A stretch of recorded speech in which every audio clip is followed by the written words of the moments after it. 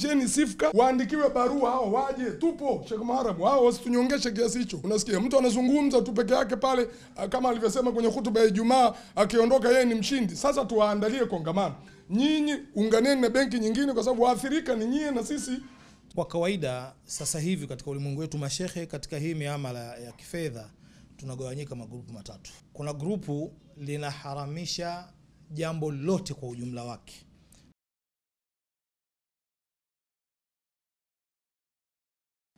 Nachoweza kukisema tu ni kwamba Waislamu tuelewe kinachofanya muamala uwe haramu kwanza kabisa ni mkataba. Kama alivyosema Sheikh Muharram. Mkataba gani? Inawezekana muamala ukawa sio haramu moja kwa moja, lakini sisi ili tuuone ni haramu mkataba upo na mkataba wenyewe uwe unaendana na sharia. Unawezekana ni mkataba lakini hauendani na sharia. Lakini kama ni mkataba ukaendana na misingi ya sharia, hatua yetu ya kwanza ya kuelekea kwenye halali inaanzia kwenye mkataba. Haianzii kwenye habari ya faida wala nini. Ni kwenye mkataba. Mimi mtu akiniuliza huwa namuuliza kwanza, muamala gani? Mkataba gani? Hatoi jawabu ni mkataba gani, mazungumzo yanaishia pale pale. Kwa sababu ndivyo tulivyoambiwa sisi, thumma ja'alnaka ala shari'atin min al-amri fattabi'ha wala tattabi' ahwa alladhina la ya'lamun.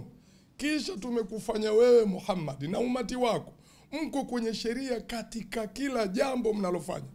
Kila jambo, hatujaachwa sisi. Na wala msifuate matamanio. Kwa hiyo hilo la kwanza Muislamu, kabla hujasema hii ni halali ni haramu, jiulize mkataba gani? Na mikataba imetajwa hapa na Sheikh. Kuna murabaha, kuna musharaka, kuna mudharaba, kuna istisna, kuna salam, kuna ijara, kuna iko mikataba mingi kwenye Uislamu kwa mujibu wa mafundisho ya Qur'ani na Sunna na pia kazi za wanawachuoni. Hilo la kwanza.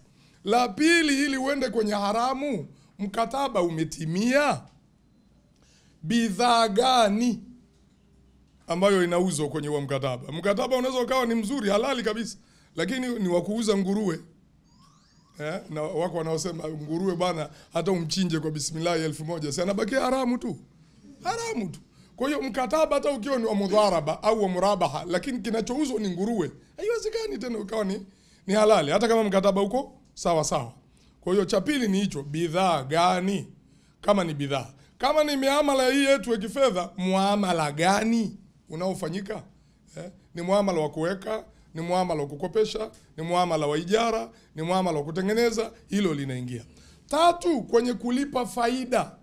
Sharia inaruhusu kulipana faida ifuatavyo: bidhaa kwa bidhaa, kama alivyozungumza Sheikh. Pia mtu anaweza kwenda kuvuna shamba la mpunga akalipwa malipo madebe ya mpunga.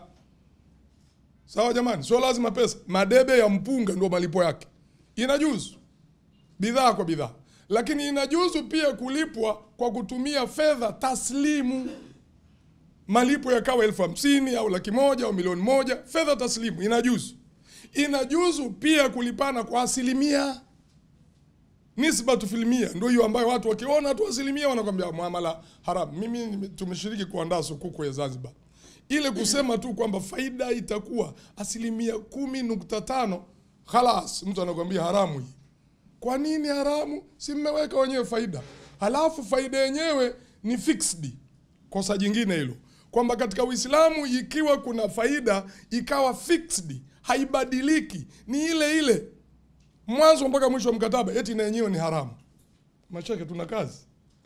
Kuna miamala kwenye Uislamu ina malipo fixed, yani ni vile vile. Kwa mfano kukodishana, wewe umekodi nyumba, unaona, unapolipa ile kodi ya nyumba si ile ile unalipa bwana, labda kuja kutokea mabadiliko baadaye kwa bwana sasa tumekubadilisha kwa notes. Unapewa notes bwana, tumebadilisha kodi sasa, badala 100,000 itakuwa 120,000. Lakini muda wote ulikuwa unalipa fixed. Malipo yakiwa fixed au yakawa variable, yanabadilika, vyote ni halali katika Uislamu.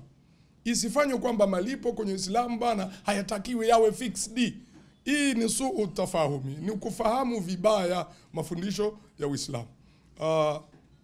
Mimi niishie hapa kwenye upande huo, nitaka nijazilizie hapo kwa sababu naona kuna mkanganyiko kwenye miamala ya Kiislamu. Wassalamu alaikum warahmatullah. Alhamdulillah. Kwanza ni washukuru walimu wangu wote ambao wamenitangulia. Niseme sisi kama ni watu ambao tupo kwenye industry, tunakutana na changamoto nyingi sana. Na there comes a time binafsi nikifundisha, nikipataga nafasi ya kufundisha, huwa katika somo naloliepuka sana ni riba, kwa sababu understanding ya watu ni ndogo sana. Na nadhani hapa pia kuna issue imezungumzwa hata kwa upande wa, kwa mfano umeona Sheikh alivyotuzungumzia vigawanyo vya riba. Jipe homework, nenda leo nyumbani ka Google types of riba, alafu uone utaletewa vitu vingapi tena ambavyo vimeandikwa kwenye kitabu. Si Google hivi vya Google si nini, nenda kwenye vitabu, yani with reference. Sasa mjadala wa riba ni mpana, na mimi niwashukuru masheikh wametoa maelezo mazuri sana. Lakini sisi kama ni industry practitioners, watu ambao tuna practice katika industry, tunakutana na changamoto nyingi sana. Tuna vingi sana vya kueleza. Kwa mfano Sheikh Muhammad ametoka kueleza hapa issue ya percent. Ni issue ambayo inatusumbua sana katika industry. Yani, lakini wallahi sio jambo la kuwalaumu sana watu wa Tanzania Waislamu, no, ni jambo la kielimu. We need to invest kwenye kuendelea kuwaelimisha watu. Na mimi nimependa sana comment ya Sheikh kwamba Amana Bank nyuma huko tulikuwa tunafanya seminar za masheikh. Na Sheikh nikwambie kwamba ni jambo ambalo tumelijadili, na inshallah sidhani kama mwaka huu utaisha tusilifanye. Kwa ulipo na tutalifanya inshallah. We believe kwenye kuwapa watu knowledge. Umeshanielewa Kwa sababu unapoongelea faida, sisi katika wale ambao wamesoma accounts na nini, kuna kitu kinaitwa markup na margin. Si ndio Markups and margin. Markup a percentage profit expressed in terms of nini? Gross, in terms of what? In terms of cost. Si ndio Margin, a percentage of profit expressed in terms of what? In terms of sales. Kwa hiyo ni vitu ambavyo sasa hatuwezi kukaa hapa tukaanza uchambuzi wake unakuwa mrefu, kwa sababu ni jambo la kielimu, yani sio jambo la kisemi, na ni jambo la kielimu. Tunahitajika tukae chini tuelimisha tu. Lakini mimi niseme kwa hatua hii ya awali sina cha kuongeza. Niwashukuru mashehe zangu waliotangulia, wameelezea vizuri. Na hata mimi ningepewa masaa mawili nielezee riba bado nisingemaliza, kwa sababu ni pana sana na maswali yanakuaga mengi, na mchanganyiko katika area hiyo ni upo mwingi sana. Kwa mimi nitasubiri katika eneo ambalo pengine litanihitaji nielezee sasa kama industry practitioner, mambo ambayo sasa yapo katika industry sisi tunakutana nayo. Nadhani litakuwa ndio eneo langu zaidi. Asalamu alaykum. Allah anasema, sema ya Muhammad, kwa fadhila za Allah na rehema zake waumini wafurahi. Swali alilouliza ndugu yangu Salman Pande ndio hilo ambalo kwa kweli tunapaswa tufurahi. Mimi nalifurahia kabla hata sijalijibu, kwa sababu kama alivyosema tumetoka kwenye giza fulani. Nilikuwa naongea muda si mrefu hapa na wenzangu. Hapo nyuma Waislamu tulikuwa kwenye hali ya kutokunufaika na mifumo ya kibiashara na kifedha iliyopo nchini. Kuna sekta ya bima, sekta ya benki, kuna sekta ya masoko ya mitaji na dhamana. Yani huko palikuwa giza, hakuna muamala wowote, mpaka ilipofika mwaka wa 2005 wale wakereketo walipokaa kule Morogoro na kufikiria kuanza kwa fikra ya Sifka. Lakini 2008 kwa namna ya kipekee, lakini nadhani ni kivuli cha kilichotokea Kenya toka mwaka wa 2016 walifanya mabadiliko katika sheria zao za nchi, wakaruhusu Islamic finance. Kwa hiyo ilipofika mwaka 2008 Kenya walishakuwa wameshaanza kuwa na mwelekeo wa kuelekea huko, na Kenya Commercial Bank wakaanza huduma za kibenki za Kiislamu kwa dirisha linaloitwa Sahal Banking. 2008 Kenya Commercial Bank Tanzania ikaanzisha hii Sahal Banking Islamic Window. Ndio benki ya kwanza kutuingiza katika miamala. Angalau sasa Waislamu ilikuwa hata pa kwenda kuweka benki, sasa unaweka kwa muamala unaotambulika wa Kiislamu, au unapokopa utakopa kwa muamala unaotambulika wa Kiislamu. Kwa hiyo tumepita katika kwanza kwenye kutokuwa na huduma zozote za kifedha na kibenki za Kiislamu. Tukaanza kuingia huduma za kibenki ambazo nimeitaja KCB. Imekuja mwaka wa 2009 ikaingia PBZ. 2010 ikaja Stanbic, benki ya Stanbic hii ilikuwa ina dirisha la Kiislamu, Islamic window, na mimi nilikuwa miongoni mwa sharia advisor wa Stanbic na marehemu Sheikh Maharam Juma Doga Allah marehemu, pamoja na ndugu yetu kutoka Afrika ya Kusini. Tulikuwa watatu pale, lakini ilikuja ikafungwa ile kinyemela tu bila sababu za msingi. 2011 au 12, Amana ni 2011 11. Amana Bank ikaingia sasa, hiyo benki kamili. Hizi nyingine ilikuwa madirisha. Madirisha, na mpaka sasa hivi mbaki ni madirisha. Kama ni nyumba iliyo kamili unasema ni Amana ile pale, ingawa changamoto inazopitia Amana na changamoto ambazo haya madirisha ya Islamic yanayopitia ni zile zile tu, kwa sababu mfumo wa kisheria na kusimamizi nao ni jambo la nitalizungumzia. Lakini ikaja pia benki ya NBC, na yenyewe ikaingia na NBC la riba. Imekuja sasa CRDB, imeingia na CRDB Albaraka. Kwa hiyo kwa upande wa kibenki, kwa kweli hakuna sababu ya msingi ya Muislamu kuwa na akaunti nje ya hizi benki tano. Hakuna. Udhuru waliozungumza Sheikh kwamba riba, muamala wa riba unaweza kuufanya kwa udhuru. Udhuru wenyewe kuna kanuni ya kisheria inasema adharuratu tuqaddaru biqadariha. Pia hiyo ya pili, hiyo ya kwanza ilikuwa tubihu almadhurat. Hiyo ndio inaturuhusu tuingie kwenye dharura. Hiyo kanuni ya kwanza kwamba dharura zinakuhalalishia hata kilicho haramu. Lakini hata kuingia kwenye utekelezaji huo wa kwamba hii ni haramu sasa niingie, inategemea na kiwango cha udharura wako, kwamba uko mahala hakuna kabisa sasa hata benki, na uwezi hata kwenda kuifuata huko mbali ilipo. Na sidhani hapa Tanzania kama kuna eneo hivyo sasa hivi. Iko huduma mpaka vijijini kwa kupitia mawakala hawa wa mabenki. Kwa hiyo hakuna udhuru, lakini bado tuna misikiti yetu ina akaunti kwenye benki za riba. Unaona, tuna shule zetu za Kiislamu, kuna huduma mbalimbali za Uislamu, bado kuna akaunti kwenye benki za riba. Tunamjibu nini Mwenyezi Mungu? Wakati juhudi zimefanyika, mabenki, SIFCA, hata regulators hawa wasimamizi wa serikali wameruhusu, mpaka benki zimeanza. Muislamu huna udhuru hata kidogo. Kwenye kukopa, hizi benki zinakopesha miamala ya murabaha, kuna ijara, kuna mpaka karadha hasana zimo humo ndani. Unaona? Kwa hiyo upande wa benki tumpiga hatua vizuri kabisa, ila tulikuwa na kasoro moja tu. Hakukuwa na regulatory framework ambayo inaendana na mfumo wa benki wa Kiislamu. Yaani hakukuwa na sheria za nchi zinazoendana. Mpaka hivi benki zetu hizi zilikuwa zinatoa huduma kama fadhila tu. Nakumbuka siku moja tulienda kumuona makamu mwenyekiti wa Chama cha Mapinduzi mstaafu Mzee Kinana. Unaona, na akawa ameitwa Mheshimiwa Waziri wa Fedha. Tukaeleza kwamba mpaka leo hatuna banking regulations zinazoruhusu Islamic banking. Alimuuliza Waziri wa Fedha, hizi huduma sasa zinatolewa kwa msingi gani? Ni fadhila tu mmeweka, manake kisheria zitambuliki. Lakini tunashukuru limefanyiwa kazi. Benki Kuu sasa hivi imetuhusisha, tuko kwenye hatua za mwisho za kusubiria sasa itoke non interest banking regulation kutoka Benki Kuu. Hawakupenda kuita Islamic banking regulation. Unajua Islamic watu wengine wana nini mzio allergy nayo. Kwa hiyo itaitwa non interest banking regulation. Hiyo tunaitegemea iko karibu. Lakini upande wa bima, Waislamu tulikuwa bima nchi hii ni lazima.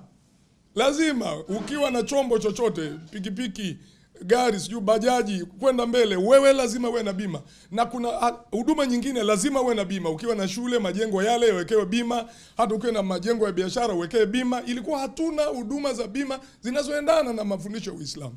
Mwaka 2022 SIFCA, mimi nikiwa wakati huo coordinator wa SIFCA, katibu mkuu wangu huyu hapa, tulishirikishwa na mamlaka ya bima Tanzania TIRA kwenye maandalizi ya kinachoitwa TIRA Takaful Guidelines 2022, ambayo ni sheria, ingawa inaitwa kanuni. Haki sheria nazo inaanzia kanuni, inaitwa regulation, alafu inaitwa act. Sasa kwenye bima hatuna regulations wala hatuna act. Sisi 2015 SIFCA iliandaa takaful regulations zikawasilishwa TIRA, lakini ulipoingia utawala wa 2015 ukazima zile matumaini yote, mpaka imekuja kuibuka tena mwaka 2021 wakati wa mabadiliko ya uongozi haya. 2022 ndio zikawekwa zile, zipo sasa. Kwa hiyo Muislamu sasa huna tena udhuru kwenye upande wa bima za vifaa na nyumba na vitu vingine. Bima pekee ambayo sasa haijaingia nchini, ndio upungufu tulionao, ni bima ya afya. Bima ya afya bado mpaka sasa hivi, na mashirika ya bima sasa hivi yanayotoa huduma za kibima za Kiislamu, operators ni mawili, ZIC Takaful na First United Takaful. Bado yanajiinua kusimama, maana ukisema uende kwenye bima ya afya, bima ya magari wakati mwingine mpaka mwenye gari, mwenye pikipiki, bima ya afya bwana, kuugua watu wanaugua kila siku, lazima uwe na mtaji mkubwa. Kwa hiyo bado na yenyewe yanajipanga, tunategemea. Ila nikupeni habari njema, kuna shirika la bima kubwa kutoka Mashariki ya Kati linaingia nchini wakati wowote. Wako kwenye taratibu za TIRA kule, lakini nimewashauri, bahati nzuri wamenichukua mimi kuwa mmoja wa washauri wao. Nimewashauri bwana, kama kuna cha kuangalia, kwanza waangalie kwenye bima ya afya. Waislamu huko sasa tunaathirika, unatakiwa wewe ukate bima ile ambayo ni NHIF, ambayo si kwa mujibu wa sharia. Kwa hiyo kwenye bima nako tunakwenda vizuri. Ukija kwenye suala la wapi pa kupata mtaji, Waislamu tulikuwa tuna sehemu moja tu ya kupata mtaji, benki au kwenye zinazoitwa microfinance za Kiislamu. Tulikuwa na SACCOS iliyokuja kwa nguvu sana, Kutaiba SACCOS. Lakini Kutaiba SACCOS ni kama haipo, na ni matokeo ya kutokuwa na maandalizi mazuri, unaona, na mfumo mzuri, yani kufanya jambo wakati mwingine kwa mihemko, ndio limetufikisha pale. Sasa kuzungumzia hiyo kwa sababu mimi ni muathirika wa hilo. Nilianzisha ni mimi, lakini nilifika mahali nikawekwa pembeni, watu wakaendelea, na mimi nikasema endeleeni ala barakatillah. Lilipokuwa linaporomoka iliniuma mno, kwa sababu ilikuwa ni fikra na tulipanga vizuri, ila watu walifanya walioyafanya, basi wallahu aalam. Zilikuwa njia ni hiyo tu, benki, microfinance. Tunayo Tambro SACCOS, Mungu awabariki sana. It's becoming stronger and stronger, Tambro SACCOS. Na kusibitisheni Tambro SACCOS, ipeni miaka 3 mbele. Lengo ni kuja kufikia iwe community bank. Kuwa community bank. Tunakwenda vizuri upande huo. Lakini upande wa mitaji, tuliaminishwa na wakoloni mitaji yote inapatikana benki. Ukitaka mitaji uende benki tu. Walituzuga na hilo, wakati kwao mitaji iko kwenye masoko ya mitaji na dhamana, capital markets. Sisi tukabakia hela ni benki tu. Benki sasa, benki, kumbuka benki haina hela. Hela za benki ni za kwako na za yule na za mimi na yeye mwingine, ndio ziko benki.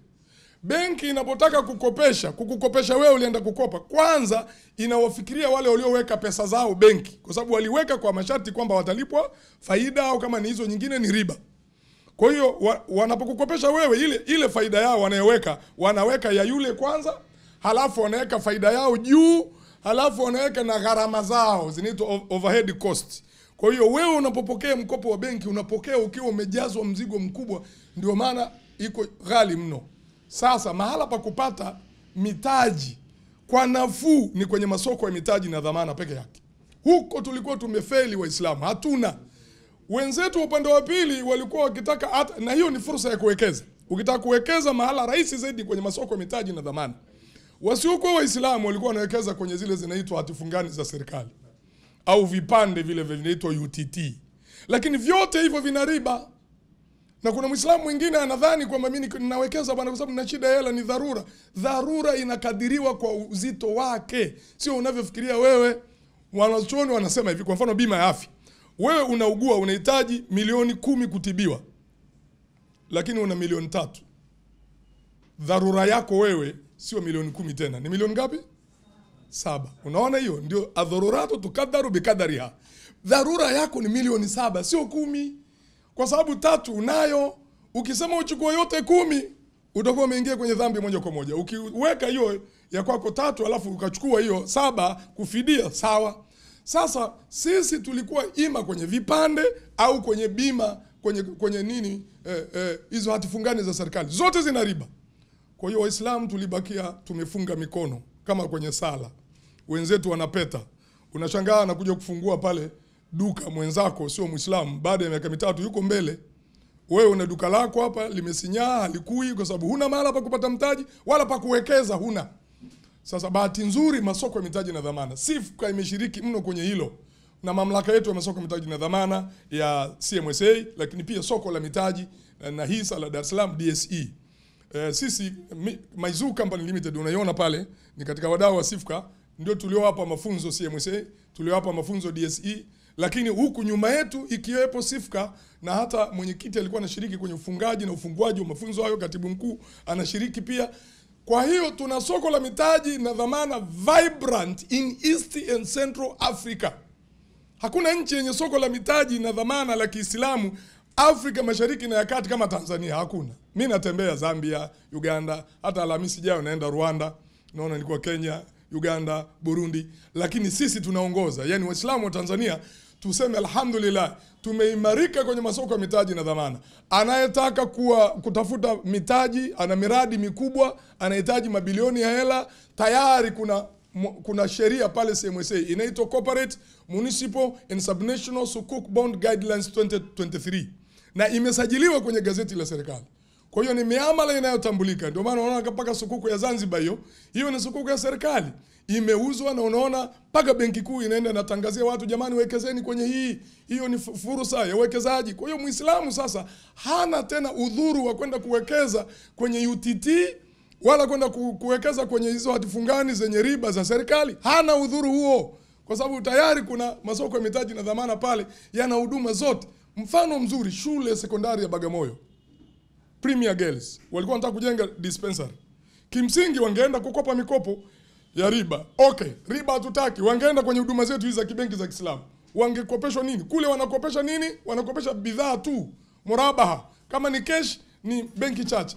Wangekwama, walikuja kwetu sisi tukawafanyia structuring ya sukuk. Walikuwa wanataka bilioni 1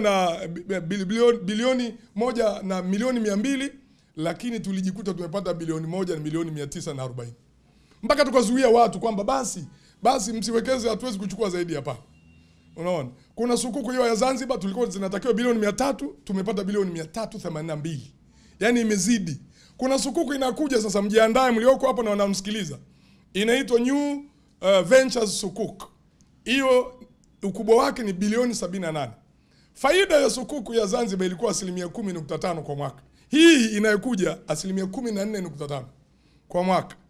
Ukiwekeza kwa shilingi, ukiwekeza kwa dola ni 5.5% kwa mwaka.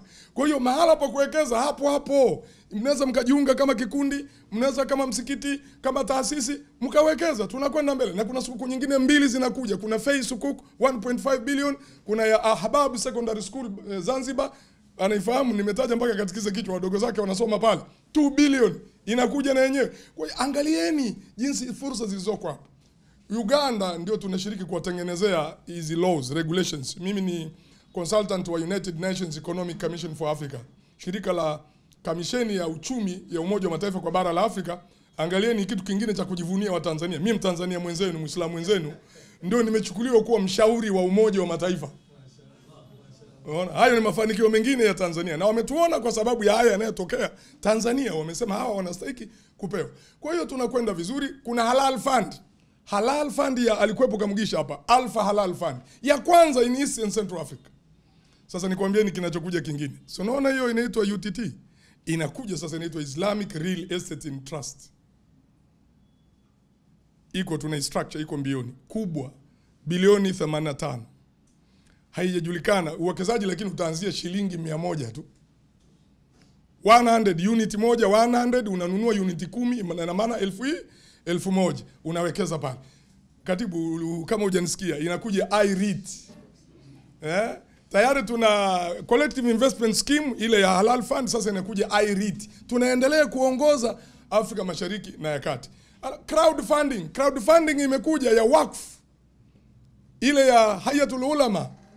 Unaona, wakishirikiana na Awqaf Tanzania. Tayari hiyo ni development nyingine. Crowdfunding ipo hapa Tanzania. Kaitafute kwenye nchi za Afrika Mashariki na Kati, huioni. Kwa hiyo tunaweza tukajiona wadogo, lakini kusema kweli huko nje tunatisha. Mimi tunapata, katibu alikuwa ni Bahrain, habari anazipata huko kutoka IDB, kutoka IFM, kutoka IOFI. Unaona, ukizungumza na IRA wanakuambia mashallah Tanzania is moving in the right direction. Kwa hiyo mimi kifupi ndio haya nikuelezeni, tuko mahala pazuri. Ile kuna changamoto za regulations ambazo bado kidogo kama hiyo ya Central Bank, lakini kwenye insurance tunayo na kwenye capital market tunayo. Bado hatuna regulation ya sukuku ya taifa. Hata ile ya Zanzibar imekuwa issued, hakuna guideline ya sukuku ya taifa. Kwa kweli ni uthubutu wa serikali ya mapinduzi ya Zanzibar, vinginevyo isingeweza ikatoka. Wasalamu alaikum wa rahmatullahi. Allah akubariki. Allah kubariki kwa hayo, lakini niseme kwamba mna kazi nyinyi watu wa mabenki. Silaumu mashaka tu, mna kazi kwa sababu nadhani hamjaengage sheria advisors wenu sawa sawa. Baada ya ile hutuba, na mimi nilisikia, mimi naishi jirani na huo msikiti. Baada ya hiyo hutuba tulitegemea wenye mabenki wangeweza wakaita maulama wao, sheria advisors wenu wote wenye mabenki, mngeita sheria advisors wenu wakajibu yale maneno ya yule sheikh. Lakini mpaka leo mmenyamaza, na silence means consent. Kwa hiyo hilo pia nikukumbusheni, mna wajibu, msiwatupia tu hao. Hao hawaelewi, lakini na nyinyi mchukue dhima. Kikubwa ambacho umekizungumza, kweli tuna maendeleo, lakini kuna changamoto ambazo nimezitaja za sheria, hizi sitaji, lakini kuna hilo ya perception uliosema. Kuna perception ndani ya benki zenu wenyewe. Hizi benki zetu hizi kuna perception negative. Hasa Windows. Nyinyi mmesalimika kwa sababu mko full fledged. Kwenye Windows wakikwambia walioko kwenye Islamic Windows baadhi ya idhilali wanazopata na wenzao ndani ya benki, wanavyotazama zile Windows, wanavyojaribu kuzifanya zisikue, wanavyozinyima fedha za kufanya marketing na nini, unaweza ukajibu tu ni kwa nini tuko hapa. Unaona? Yaani watu wamezifungua hizi Windows, hawakuwa na budi. Wamezifungua Windows ili angalau tusipoteze wateja, wasitukimbie, tuwaambie tunayo window hapa. Ili ni tatizo jingine. Unaona? Kwa hiyo ndio maana sisi tunasema zingetokezea full fledged bank nyingine zikasimama kama full fledged. Kwa sababu full fledged ukinyima watu wa marketing kwenda kufanya marketing, utapata wapi wateja wa kuongezeka? Lakini Windows hizi zinabinywa mpaka fedha za marketing. Mimi niko kwenye baadhi ya hizo kamati zinazoongoza mambo haya. Kwa hiyo kuna wrong perception ndani ya benki hizi zetu wenyewe, lakini wrong perception hizo za mashaka huko nje, ambazo mimi ninachoweza kusema, mnachoweza kuandaa nyinyi watu wa mabenki kushirikiana na Sifuka na wataalamu wengine, ni makongamano ya nguvu. Tena mnawaandikia barua, njooni kwenye kongamano. Huyo shehe aliyozungumza na wenzako, njooni na vitabu vyenu, njooni. Unasikia, mzungumze, kwa sababu Tanzania sio kisiwa. Islamic banking imejuzishwa dunia nzima. Toka huko wanakwenda kusoma wao. Saudi Arabia kule, Lajnatu Daima, ukienda Misri Darul Ifta al-Misriya, Al-Azhar, ukienda Kuwait, ukienda Jordan, ukienda nchi zote zimejuzisha Islamic banking. Na hii miamala yote imejuzishwa. Huyu anayezungumza hapa anajidai bingwa, tumuite kwenye kongamano. Mimi nakupeni amana, andaeni kongamano, haya yamezidi. Tuhusisheni Sifuka, waandikiwe barua hao waje, tupo Sheikh Muharram, hao wasitunyongeshe kiasi hicho. Unasikia, mtu anazungumza tu peke yake pale, kama alivyosema kwenye hutuba ya Ijumaa, akiondoka yeye ni mshindi. Sasa tuwaandalie kongamano. Nyinyi unganeni na benki nyingine, kwa sababu waathirika ni nyinyi na sisi. Tuiteni mashaka Hayatullah ile pale, Basuta ile pale, Bakwata ile pale, iteni waitwe na wao kongamano kubwa la Islamic Finance, njoo mzungumze uharamu wa hizi benki za Kiislamu. Kwa sababu wanasema mwenye kudai kitu ni haramu, ni juu lake kutoa hoja yeye, si ndio? Watoe hoja zao, hiyo hoja zao kwamba hii ni haramu namna gani, na sisi tujibu hilo. Nakupeni kama kazi, msilaumu giza. Ukitaka kuondoa giza, washa hata kibatari tu. Kwa hiyo tuendelee kulalamika hatutofika. Nitatumia muda mfupi sana, lakini mimi nataka kuzungumza kuhusiana na mashehe, sababu wanapoguswa mashehe ndio tumeguswa sisi. Mimi hapa nimekaa kwa niaba ya mashehe. Sheikh Salum na ndugu zangu, kwa kawaida sasa hivi katika ulimwengu wetu mashehe katika hii miamala ya kifedha tunagawanyika magrupu matatu. Kuna grupu linaharamisha jambo lote kwa ujumla wake, na ndio hawa wanasema hakuna miamala ya Kiislamu. Kuna wengine wanasema kwa hiyo ibara, na hii ibara hii ni mbaya kuliko zote. Kuna wengine wanasema hakuna benki za Kiislamu. Hii kidogo tunaweza tukamwambia tupe hoja, lakini huyu wa kwanza huyo hana hoja kwa kusema kweli, na ni neno baya. Lakini hili ni kundi moja ambalo linaharamisha yani miamala yote ya Kiislamu, yani shughuli zote za kibiashara za Kiislamu wao wanasema hazipo, ni uongo, tunadanganywa. Hili ni grupu la kwanza. Grupu la pili ni grupu la kuhalalisha kila kitu kwenye miamala. bila kujali misingi wala vidhibiti vya hiyo miamala. Wao wanahalalisha kila kitu, na hili kundi sasa hivi liko sana Misri. Ukifuatilia baadhi ya wazungumzaji wa Misri, kuna watu wanakuambia achilia mbali hizi benki zetu za Kiislamu, hata hizi benki zilizokuwa za Kiislamu kwambia hakuna riba, bidhaa zote za benki zote ni halali. Halafu kuna kundi la katikati. Ili kundi la katikati linaangalia vidhibiti vya kisheria. Palipo na tatizo wanasema kuna tatizo, palipo sawa wanasema pako sawa. Na hili ndilo ambalo sisi tunajaribu na sisi kuwepo kwenye kundi hilo. Sasa hili kundi hili ambalo sisi ndio tunajaribu kuwemo, tunaomba kina Sheikh Salum na wenzake msituchukie, kwa sababu hatutosema kwamba hii ni sawa wakati si sawa, na hatutosema kwamba hii si sawa wakati ni sawa. Palipo sawa tutasema ni sawa, ambapo si sawa tutasema hapa si sawa. Malalamiko kama Sheikh amesema, Sheikh Muhammad Isa, kwamba matatizo yapo ndani ya benki, na sisi tunapata malalamiko mengi sana. Malalamiko mengi. Mimi nitoe mfano haraka haraka kwa sababu nimesema sitozungumza sana. Kuna mtu amefanya muamala wa murabaha kwenye dirisha. Nikisema dirisha maana yake amana wametoka kidogo. Amefanya muamala wa murabaha kwenye dirisha. Na yeye mwenyewe anasema mimi nilikuwa sina tabia, yani asema mimi sijawahi kuchukua mkopo kwenye benki yoyote.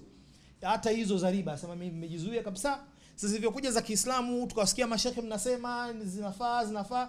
Asema mimi nikajiingiza, nikaenda kwenye dirisha fulani nikafanywa muamala wa murabaha.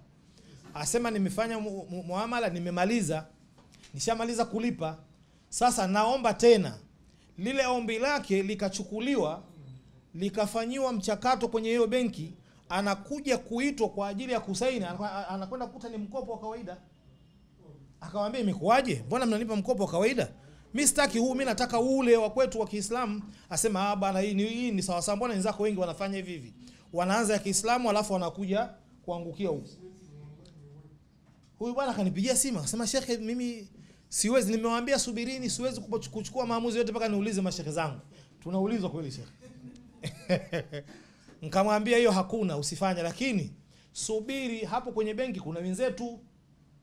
Hii ni moja katika ile tuliyosema mashekhe na wataalamu wetu kwenye mabenki lazima tuwe tuna mawasiliano. Mimi nikampigia msimamizi wa sheria pale ndani ya ile dirisha. Nikamueleza, akanambia Shekhe, huyo mtu mpe namba yangu haraka sana. Hilo jambo sisi kwetu halijafika, hawa wahuni hawa. Maana yake kuna ule msuguano ndani ya benki moja.